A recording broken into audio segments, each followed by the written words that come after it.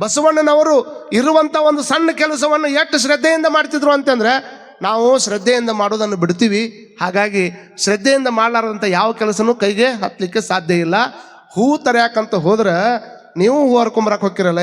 ಹೂ ಹರ್ಕೊಂಬರ ಅಂತಂದ್ರೆ ಇಡೀ ಗಿಡದ ಟೊಂಗಿನ ಮುರ್ಕೊಂಬರ್ತಾರ. ಪತ್ರಿ ತೊಗೊಂಬ ಅಂದ್ರೆ ಇಡೀ ಗಿಡದ ಟೊಂಗಿನ ಮುರ್ಕೊಂಬರ್ತಾರ. ತೊಗೊಂಬಂದು ಇಟ್ಟು ಹೋಗ್ಬಿಡೋದು, ಯಾರು ಮಾಡ್ಕೊಳ್ಳಿ ಬೇಕಾದ್ರೆ ಬಿಳ್ಳಿ ಅಂತ. ಇದು ಹಿಂಗೆ ಹೂ ಹರಿತಿದ್ದಿಲ್ಲ. ಹೂ ಹರಿಯಾಕೆ ಹೋಗ್ಬೇಕಾದ್ರೆ ಮಕ್ಕಕ್ಕೆ ಬಟ್ಟೆ ಕಟ್ಕೊಂಡು ಹೋಗೋರು ಬಸವಣ್ಣವ್ರು. ಮಕ್ಕಕ್ಕೆ ಯಾಕೆ ಬಟ್ಟೆ ಕಟ್ಕೊಂಡು ಹೋಗೋರು? ಹರಿಯುವಂಥ ಟೈಮ್ದೊಳಗೆ ಹೂವಿನ ವಾಸನ ಮೂಗಿಗೆ ಫಸ್ಟ್ ಬಂತಂದ್ರೆ ಹೂ ಎಂಜಲಾಗಿಬಿಡ್ತದೆ. ಅದ್ರ ವಾಸನ ನನ್ನ ಮೂಗಿಗೆ ಬಡಿತು ಅಂದ್ರೆ ಆ ವಾಸನ ನನಗೆ ಬಡಿತು ಅಂತಂದ್ರೆ ದೇವರಿಗೆ ಏರಿಸೋದಕ್ಕಿಂತ ಪೂರ್ವದೊಳಗೆ ಹೂವಿನ ವಾಸನ ನನಗೆ ಬಂತು ಅಂದ್ರೆ ಎಂಜಲಾಗಿಬಿಡ್ತದಲ್ಲ ಅನ್ನುವಂಥ ಕಾರಣಕ್ಕೆ ಮಕ್ಕಕ್ಕೆ ಬಟ್ಟೆ ಕಟ್ಕೊಂಡು ಹೋಗಿ ಶುದ್ಧವಾದ ಹೂಗಳನ್ನು ಹರ್ಕೊಂಡು ಬಂದು ಸಂಗಮನಾಥಗೆ ಏರಿಸ್ತಿದ್ರು ಅಂತಂದ್ರೆ ಬಸವಣ್ಣನವರ ಶ್ರದ್ಧೆ ಅಂತದಿರ್ಬೇಕನ್ನುವಂಥದ್ದನ್ನು ನೋಡ್ರಿ. ಒಲವಿಲ್ಲದ ಪೂಜೆ, ಒಲವಿಲ್ಲದ ಪೂಜೆ, ಸ್ನೇಹವಿಲ್ಲದ ಮಾಟ. ನೀವು ವಿಚಾರ ಮಾಡ್ಕೊಳ್ಬೇಕು. ಚಿತ್ರದ ರೂಹು ಕಾಣಿರಣ್ಣ. ಒಲವಿಲ್ಲದ ಪೂಜೆ ಏನಾಗ್ತದೆ?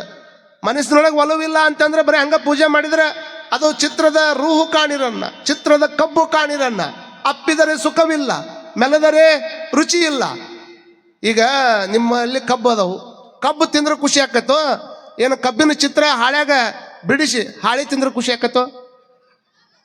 ಕಬ್ಬ ತಿನ್ಬೇಕಲ್ಲ. ಅದಕ್ಕೆ ಬಸವಣ್ಣವ್ರು ಹೇಳ್ತಾರೆ, ಒಲವಿಲ್ಲದ ಪೂಜೆ ನೇಹವಿಲ್ಲದ ಮಾಟ. ಒಲವಿಲ್ಲ ಅಂತಂದ್ರೆ ಪೂಜೆದೊಳಗೆ ಒಲಗಿರ್ಬೇಕು. ಎಷ್ಟು ಒಲವಿರ್ಬೇಕು ಅಂತಂದ್ರೆ, ಹುಡ್ರನ್ನ ಯಾಕೆ ಎಬ್ಬಿಸಾಕತ್ತೀರಪ್ಪ? ಕುಂದ್ರಸ್ರು. ಹಿಂಗೆ ಪ್ರವಚನ ಹೇಳೋ ಮುಂದೆ ಅವ್ರನ್ನ ಎದ್ದಿಸಿ ಅಡ್ಡಾಡಿಸೋದು ಹಂಗೆಲ್ಲ ಮಾಡಕ್ಕೆ ಹೋಗ್ಬೇಡ್ರಿ. ಇದು ಪರಂಪರೆ ಹಾಕ್ಬೇಡ್ರಿ. ನೀವು ಕುಂದ್ರಸ್ರು ಅವ್ರನ್ನ.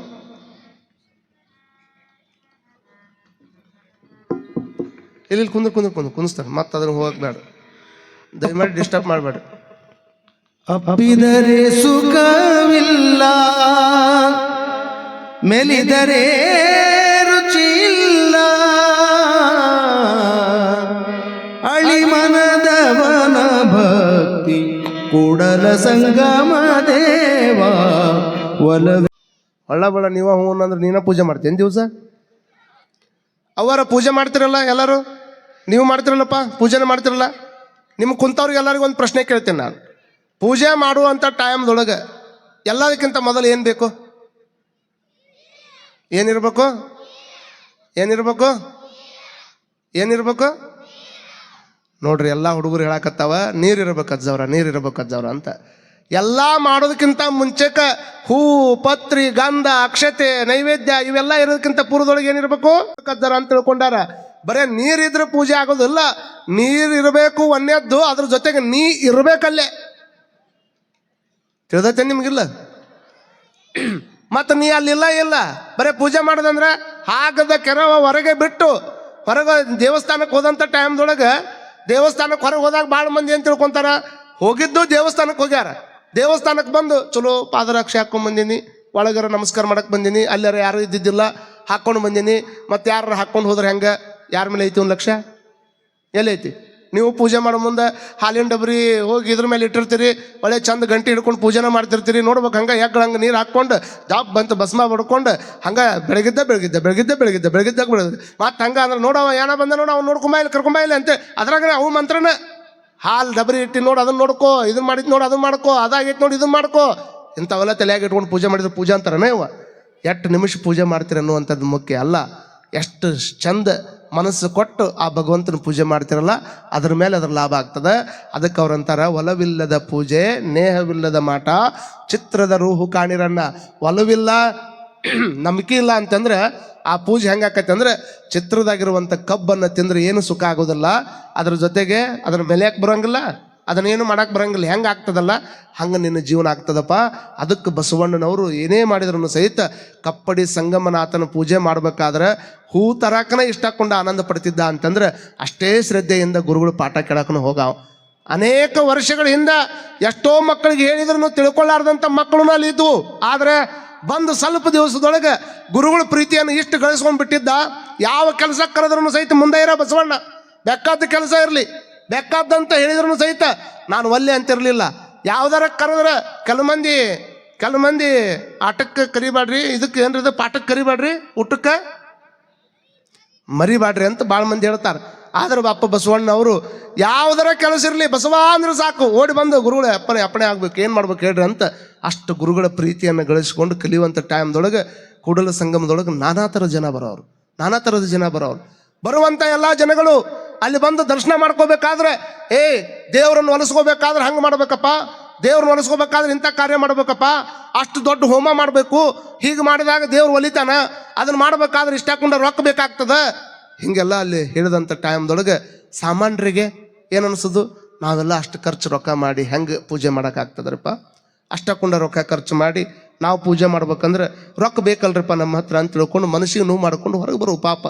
ದೇವ್ರು ನೋಡ್ಬೇಕನ್ನುವಂಥ ಮನಸ್ಸಿನೊಳಗೆ ಆನಂದ, ಅವ್ರನ್ನ ಕಾಣ್ಬೇಕನ್ನುವಂಥ ಹಂಬಲ, ಆದರೆ ಅಲ್ಲಿರ್ತಕ್ಕಂಥದ್ದು ವ್ಯವಸ್ಥೆಯನ್ನು ನೋಡಿ ಇಂಥ ದೇವರನ್ನು ಪಡ್ಕೋಬೇಕಾದ್ರೆ ರೊಕ್ಕ ಭಾಳ ಖರ್ಚಕ್ಕೋ ಅಂತ ಮಕ ಒಣಸ್ಕೊಂಡು ಹಿಂಗೆ ಬರಬೇಕಾದ್ರೆ ಆ ನದಿ ದಂಡಿ ಒಳಗೆ ಅಡ್ಡಾಡುವಂಥ ಬಸವಣ್ಣವ್ರು ಕರಿತಿದ್ರಂತೆ, ಬರ್ರಿ ಇಲ್ಲಿ ಅಂತೇಳಿ.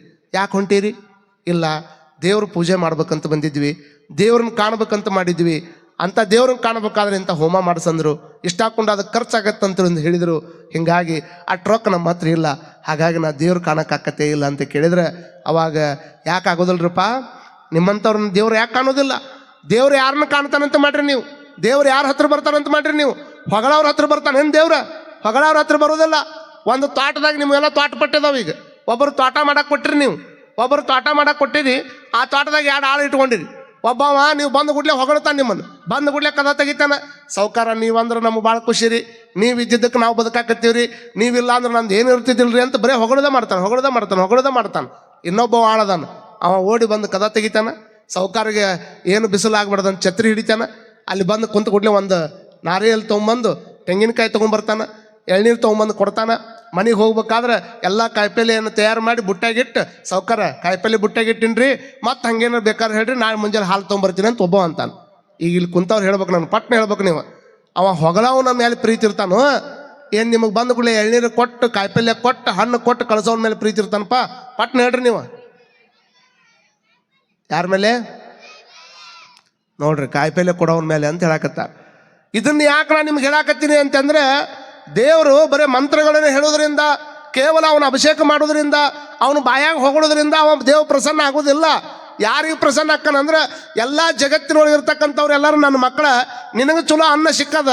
ಎಷ್ಟೋ ಮಂದಿ ನಿನ್ನ ಪಕ್ಕದ ಮನೆಯೊಳಗಿರ್ತಕ್ಕಂಥವ್ರು ಎಷ್ಟೋ ಮಂದಿ ಊಟ ಇಲ್ಲಾರ್ದನ ಉಪವಾಸ ಮಕ್ಕೊಂಡಾರ. ಅಂಥವ್ರಿಗೆ ನಿನ್ನ ತಟ್ಟಿ ಒಳಗಿರ್ತಕ್ಕಂಥ ಒಂದು ತುತ್ತು ಅನ್ನವನ್ನು ತೆಗೆದುಕೊಂಡು ಹೋಗಿ ಅವನು ಹೊಟ್ಟೆ ತುಂಬಿಸುವಂಥ ಕೆಲಸ ಮಾಡಿದೆ ಅಂದ್ರೆ ಮೊದಲು ಪ್ರಸನ್ನ ಆಗೋದು ನಿನಗ ಅಕ್ಕನೇ, ಹೊರತಾಗಿ ಬರೀ ಹೊಗಳವನ್ನ ದೇವ್ರು ಯಾವತ್ತೂ ಪ್ರಸನ್ನ ಆಗೋದಿಲ್ಲ. ಬಗ್ಗಲ್ಲಾಗ ಒಬ್ಬ ವ್ಯಕ್ತಿ ಉಪವಾಸ ಮಕ್ಕೊಂಡನ, ಅವ ಉಪವಾಸ ಮಕ್ಕೊಂಡಂಥ ಟೈಮ್ದೊಳಗೆ ನೀವು ಹೊಟ್ಟೆ ತುಂಬ ಊಟ ಮಾಡಿ ಮಕ್ಕೋತಿ ಅಂತಂದ್ರೆ ನಿಂದ ಯಾವ ಧರ್ಮ? ಮಗ್ಗಲ್ಲಾಗಿದ್ದವನು ಒಂದು ಸ್ವಲ್ಪ ಉಣಿಸ್ಬೇಕಲ್ಲ. ಮಗ್ಗಲ್ಲಾಗಿರ್ತಕ್ಕಂಥವ್ರಿಗೆ ಹಾಕೊಳಕ್ಕೆ ಬಟ್ಟಿನೇ ಇಲ್ಲ, ನಾವು ಬಟ್ಟೆ ಸಂಬಂಧ ಮನೆ ಬಿಟ್ಕೊಂಡು ಜಗಳ ಮಾಡಿ ಎಲ್ಲಿ ಹೋಗಿ. ಹಾಗಾಗಿ ವಿಚಾರ ಮಾಡ್ಕೊಳ್ಬೇಕು. ಬಸವಣ್ಣವ್ರಂತಾರ, ನೋಡ್ರಪ್ಪ, ನಿಮ್ಮಂಥವ್ರಿಗೂ ದೇವ್ರು ಸಿಗ್ತಾನ. ಹೆಂಗೆ ಸಿಗ್ತಾನ ಅಂತಂದ್ರೆ, ನೀವು ಅಲ್ಲಿ ಹೋಗಿ ನಿಮಗೆ ದೇವ್ರು ಕಾಣಲಿಲ್ಲ ಅಂತ ವಿಚಾರ ಮಾಡಕ್ಕೆ ಹೋಗ್ಬೇಡ್ರಪ್ಪ. ದೇವ್ರು ಎಲ್ಲ ಕಡೆ ಅದಾನ.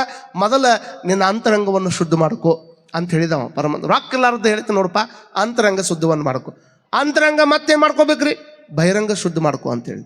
ಅಂತರಂಗ ಬಹಿರಂಗ ಶುದ್ಧ ಮಾಡ್ಕೊಂಡ್ರೆ ಮತ್ತು ಅವ್ನು ಹೆಂಗೆ ಮಾಡ್ಕೋಬೇಕ್ರಿ? ಅವಕ್ಕೇನು ಕ್ರಮ ರೀ? ಕ್ರಮ ಚಲೋ ಮಾಡಿದ ಬಸವಣ್ಣ.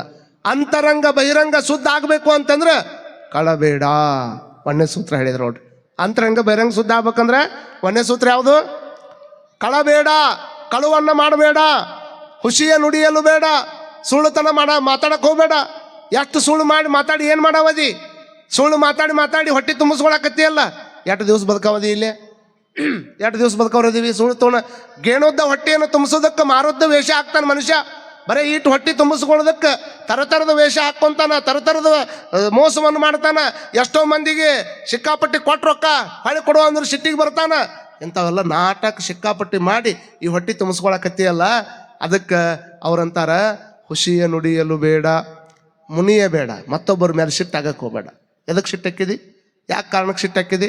ಸಿಟ್ಟನ್ನು ಗೆಲ್ಲಬೇಕೇ ಹೊರತಾಗಿ ಸಿಟ್ಟಿಗೆ ಹೇಳೋರು ದೊಡ್ಡವರಲ್ಲ, ಸಿಟ್ಟು ಗೆಲ್ಲೋರು ಜಗತ್ತಿನಾಗ ಭಾಳ ದೊಡ್ಡವರಕ್ಕ. ಸಿಟ್ಟು ಗೆಲ್ಲಬೇಕದನ್ನ, ಸಿಟ್ಟಿಗೆ ಹೇಳೋರು ತೊಗೊಂಡು ಏನು ಮಾಡ್ತಿ? ಅಪ್ಪ ಬಸವಣ್ಣವ್ರು ಹೇಳಿರುವಂಥದ್ದು, ಇದಿರು ಅಳಿಯಲು ಬೇಡ, ಮತ್ತೊಬ್ಬರಿಗೆ ಏನು ಮಾತಾಡಕ್ಕೆ ಹೋಗಬೇಡ, ಅವ್ರ ಕುಟಾಗ ವಾದಕ್ಕೆ ಹೋಗಬೇಡ, ಅವ್ರ ಕುಟಾಗ ಸಿಕ್ಕಾಪಟ್ಟಿ ಜಗಳಕ್ಕೆ ಹೋಗಬೇಡ, ಸಣ್ಣ ಪಟ್ಟ ವಿಷಯಕ್ಕೆ ಮನಸ್ತಾಪ ಮಾಡ್ಕೊಳಕ್ಕೆ ಹೋಗಬೇಡ. ನಮ್ಮ ದಾರಿಗೆ ಮುಳ್ಳು ಚೆಲ್ಲಿದರೆ ಅವರ ದಾರಿಗೆ ಹಾರ ಹಾಕೋಣ. ನಮ್ಮ ದಾರಿ ಒಳಗೆ ಅವ್ರು ಮುಳ್ಳ ಚೆಲುವಲ್ರಕ್ಕ, ಅವ್ರು ಅಡ್ಡಾಡಕತ್ತಾರಂದ್ರೆ ಮುಳ್ಳು ಹಾಕಿದಂಥ ವ್ಯಕ್ತಿಗಳು ಮುಂದನೂ ಸಹಿತ ಹೋಗಿ ದಾರಿ ಒಳಗೆ ಹೂ ಹಾಕೋದೇನೈತಿಲ್ಲ, ಅದು ನಮ್ಮ ಸಂಸ್ಕೃತಿ ಆಗಬೇಕು.